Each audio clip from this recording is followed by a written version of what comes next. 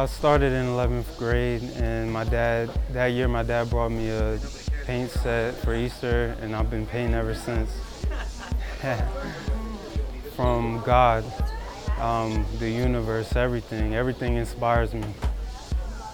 As far as I possibly can.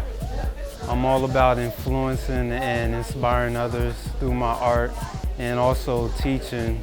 My art is an expression of myself, my knowledge and my experience and everything.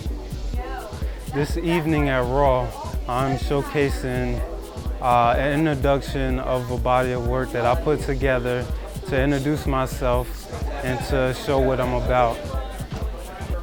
Raw is amazing, exciting. I'm a newbie right now, but I see a lot to come just going through Raw. Hi, my name is Theron and I'm a Philly Raw artist.